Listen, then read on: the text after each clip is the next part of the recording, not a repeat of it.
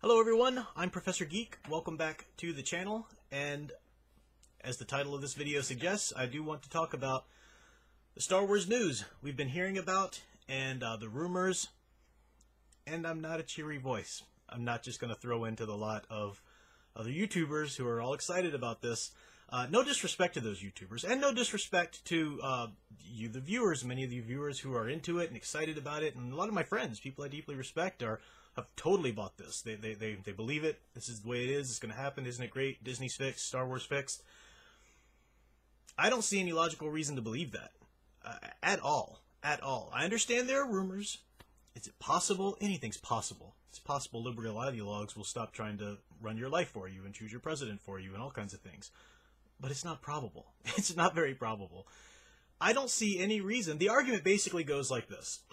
The argument goes that Disney is a business. At the ground floor of Disney, they're a business. Now all this ideology has been built on top of it, and the ideology has been chipped away and chipped away and chipped away to the point where profits, and they had to kick out this person, that person goes, profits, and it finally hit rock bottom to where now Disney means business. They're done. They realize they can't make any money like this anymore, so they're cleaning house, the rumors say, and they're going to start just giving the customers what they want, the rumors say, and now they're mean business.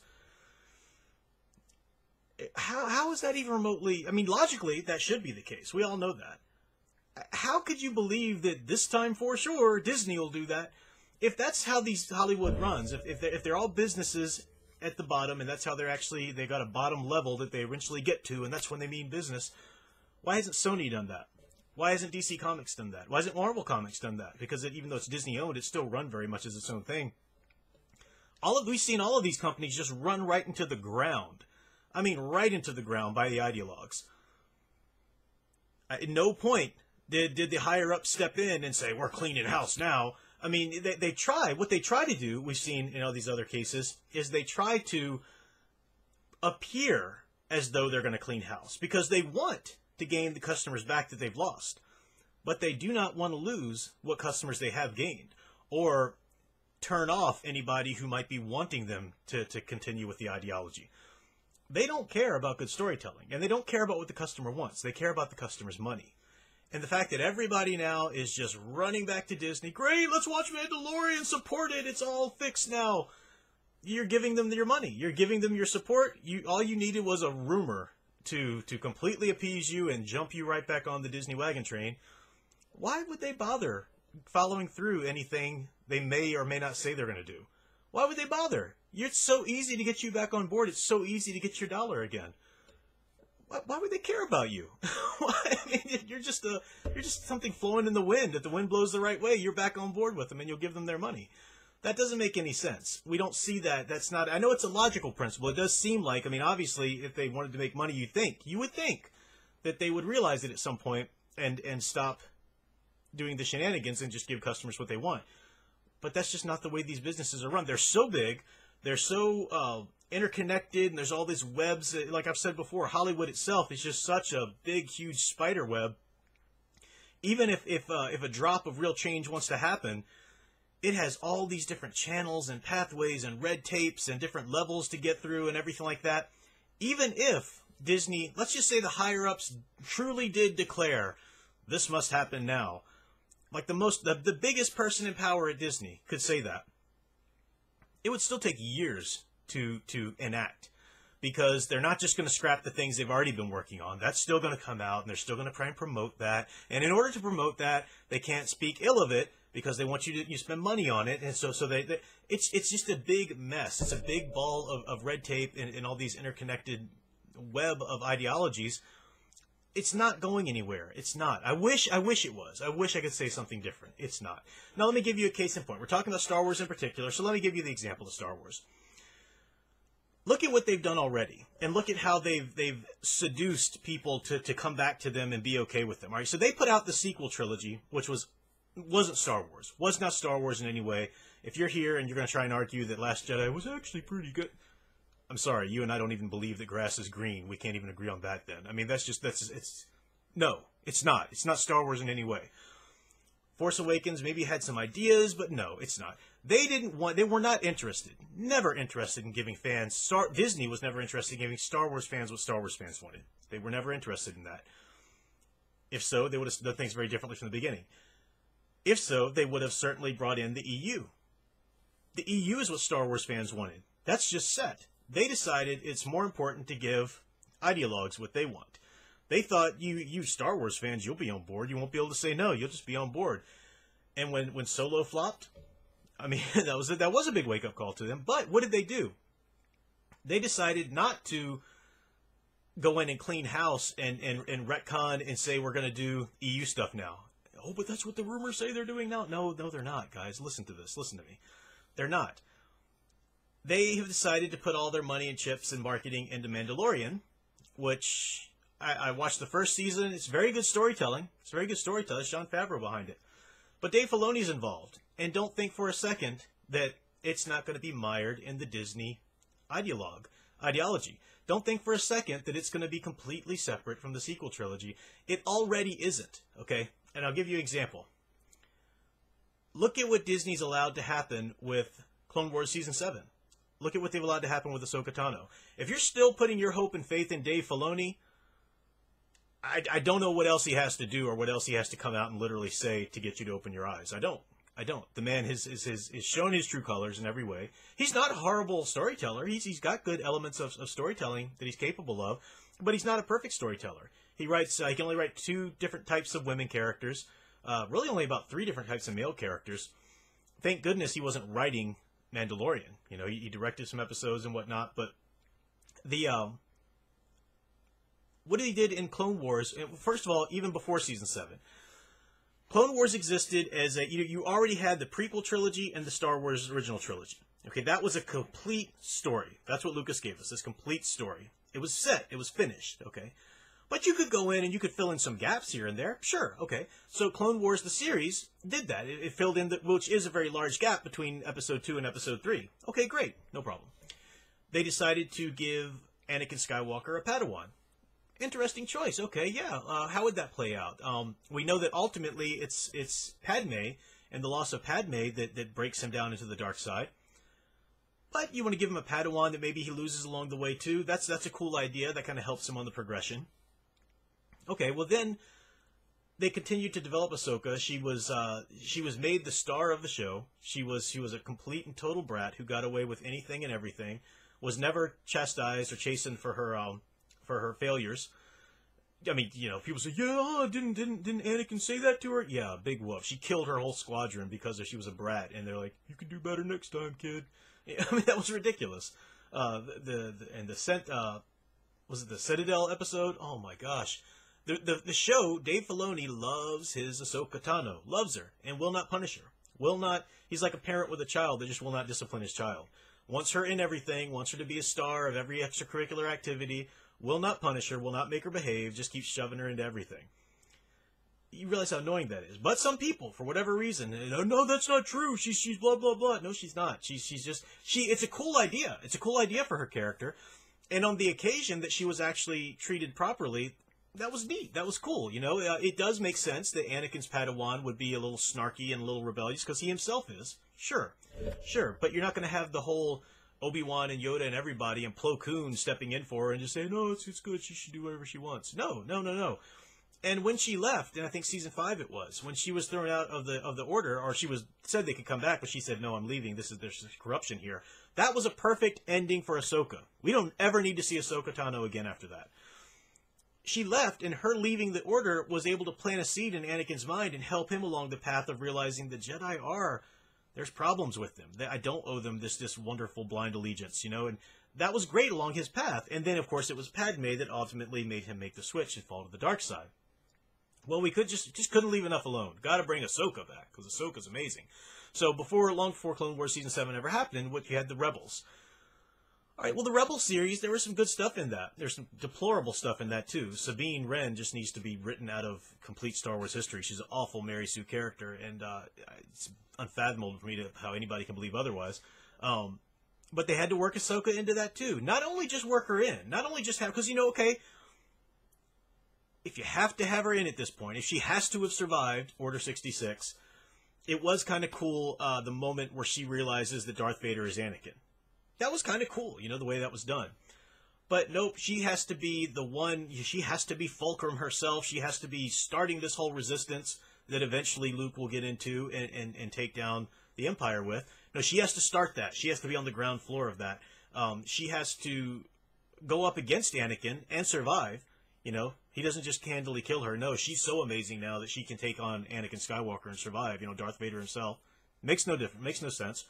Then when they did, and then at the end of Rebels, of course, she's the wonderful, long before Luke in the EU, who's supposed to become this sort of idea of the Grey Order of a Jedi, she takes on that role. She's all of the Jedi powers, but she's denied the you know, order and stuff. So she's this mysterious, powerful figure, and she's going to go off with Sabine, the other horrible Mary Sue character, to find Ezra. And it was a horrible, just shoving her into all these important parts. She gets to fight everybody's bad guy because she's amazing. So she's only supposed to have been, remind you, Anakin's Padawan during that section between Episode 2 and Episode 3. But oh no, we can't let her go. We got to shove her into before, not only before the original trilogy, but all the way through and after with the end of Rebels. Because remember, Sabine's little wrap-up at the end of Rebels is after the original trilogy happens, and everything's fine then, and then she's still around, and she's still there serving and whatnot. So you've taken Ahsoka Tano, this new character that Dave Filoni created with the Clone Wars series, and allowed her to outlast that, and you retroactively worked her in to being involved in a vital part of the Resistance all through the original trilogy. She's a vital part of that now. This new character retroactively fitted into that. Then in Season 7, if you're still thinking Season 7 was a decently written, you know, past the Bad Batch arc anyway, I'm sorry. That's a delusional viewpoint. The Ahsoka Tano, who leaves the Order, isn't even fully a Jedi, fully trained, but she leaves the Order. She can take on and survive Darth Vader himself. She can capture Darth Maul, make Darth Maul her little minion slave or whatever on the ship, and tell him, do what I tell you to, or I will, you know, kill you or something like that. Ridiculous. No, I'm not giving you your lightsaber, and just turn around and walk away from Darth Maul. Are you kidding me? She's so amazingly powerful that she can overcome an entire ship of clones turned bad. She can save Rex. She can do all these things. And then that ridiculous ending scene of Season 7 that people thought, oh, that's so great. When Darth Vader comes and lands on the... he's supposed to be Darth Vader now. Fully Darth Vader. But he lands on the planet and sees that she, you know, thinks that she's dead. And, oh, he's sad. This is Darth Vader at this point. Ahsoka Tano is not what makes him change. Padme is. Ahsoka Tano should have been part of his story getting up to Padme. Leave it alone after that. Stop it. You're shoving her in where she shouldn't be. She's a dead character. But nope, she's a Mary Sue character. That's just the phrase for these kinds of handling of characters. Doesn't mean that her character didn't have a place and was good in its time, in its place. But that's Mary Sue treatment. When you take that character, you can't let go of them, so you give them everybody's bad guy. You make them able to defeat everybody. Obi-Wan couldn't defeat Maul, but Ahsoka Tano can. And Ahsoka Tano can stand her own Darth Maul, and she can do all these amazing things. Let's have her alive and active through the whole original trilogy now. Then, with Mandalorian, as I'm recording this right now, it's the episode, the episode of Bo-Katan apparently has just aired, and apparently Ahsoka Tano is supposed to come in the next one. I have no idea how they're going to treat Ahsoka. I suspect she'll be amazing, and she'll be able to defeat the Mandalorian himself and all these kinds of things. I suspect. But even if they don't do that, even if they're very easy with her and don't really show, and she just kind of has a talking scene or something, let's say, bringing Ahsoka into the Mandalorian now. Look at what they've done to Star Wars. Star Wars is now in effect, and they haven't stopped yet. By the time they're finished, Star Wars, the entire saga of Star Wars now, will be the Ahsoka Tano story. It's the Ahsoka Tano story. She was there with Anakin in the beginning. She was one of the reasons why he fell. She came and fought him when he was Darth Vader. She founded the Resistance. I guarantee you they'll have some sort of nonsense about her contacting Luke and helping Luke, you know, in between Empire and Return of the Jedi, come to face his father. And she'll be in. They'll shove her in as much as they possibly can. Because so many otherwise true Star Wars fans have deluded themselves into thinking that she's a good character and that she's not a Mary Sue and blah, blah, blah, blah. They've deluded themselves into thinking that, where Disney says, aha, Ahsoka Tano's the answer. We're not just going to completely retcon everything we've done because we don't want to lose that new money we've gotten. Even though it's nothing compared to the old fans, that's the way they think. So they'll think, if we put all of our chips on Ahsoka and we really beef her up and we continue her kinds of storytelling, well, then we'll have all the old fans because they like Ahsoka, and then we'll appease all of our new fans because she's a strong, independent woman and blah, blah, blah. That's the kind of nonsense that they're going to do. And the fact that everybody's just piling into Disney's, yay, Mandalorian, let's support it, let's hip hip hooray for Disney for fixing it all now. What have they done? They've done nothing. It's a rumor. You heard a rumor. Again, no disrespect to people who believe this, but I vehemently disagree with you. I think it's very silly to me. It's silly to me how sure people are about this. I know people want to hope. And that's fine. Hope, but don't be naive about it, or hope to the point where you're telling, you're ceasing your resistance to Disney because of a rumor. And a lot of people think, well, all these YouTubers are talking about it. I don't think a lot of people understand the way YouTube works. YouTube is with commentary channels like my own.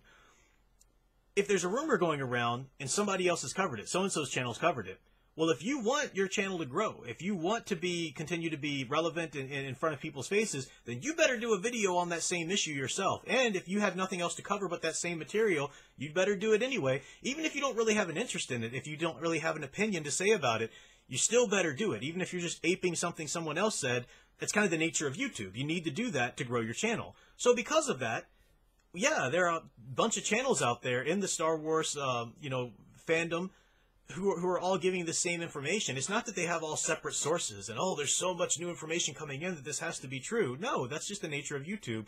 It became a hot button issue. It got some clicks. So now a lot of people are jumping on and giving, representing the information according to their understanding of it. That's all that means. It doesn't mean that this is the thing and it's going to happen. Even if, there's been announcements or whatever, or this thing, I don't see how anybody can believe it's actually going to happen this time. Again, how can Disney, why on earth would Disney be the one to truly treat it like a business now? Warner Brothers didn't for DC Comics. They had to step in and muscle in and fire Dan DiDio, which was wonderful to see Dan DiDio leave. Did they change anything, though? No. All Dan DiDio's plans, for the most part, are still happening. The nonsense, comics they're still trying to sell. DC's still awful. Nothing's fixed about it. They just made that little gesture to try to win back the people who didn't like it because they all want their cake and eat it too. And the more we just say, it's great, it's fixed, I heard a rumor, the more we're letting them have that cake and eat it too. And how long will it take for a lot of people who are really excited and really gung-ho about this now to finally get it and finally, I guess it's not. And a lot of people, there'll be different people for different, different activities for different people here, but a lot of people, especially the more they argue about it, their pride gets involved in it. So they'll hang on longer and they'll try and say, no, it's still happening. It's still happening. It's still happening. They'll be years down the road and they're still trying to hang on to this, which is just giving Disney more of the support. So again, no disrespect to people.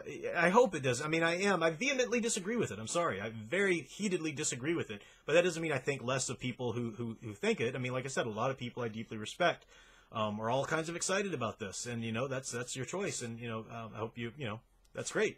But I don't see it even remotely plausible, and I don't think getting all excited about it is good for any progress we've made trying to stand up for traditional, true Star Wars in light of all the ideology that's trying to be infused in it. So those are my thoughts on the matter. I know that they will ruffle feathers, and I'm sure people will be upset about it because I'm not jumping on board. But sorry, I don't see any reason to. I don't. I've heard all the arguments. I've heard all the arguments. I don't see any of them as being viable enough for me to believe this. Anyway, you can check into the holiday special rewatch that I'll be doing on my channel at 10 p.m. Tuesday at 10 p.m. Life Day itself. So we'll have the usual panel there, and that will just be a Star Wars celebration. Won't be talking about any of this because some of the people on my panel really disagree with me and really believe that Disney's fixed now and stuff. So we're not going to be talking about that. We're just going to be celebrating the good classic, somewhat embarrassing holiday special that happened back in the day. So that's what we'll be doing tomorrow, and I will be continuing with EU content on my channel to celebrate what they keep disregarding, or if they do try and bring it in a little bit, they won't do it justice, and it'll be married to the nonsense sequel trilogy ideology and stuff like that. So that's all for now. Thanks for watching, and I'll see you next time.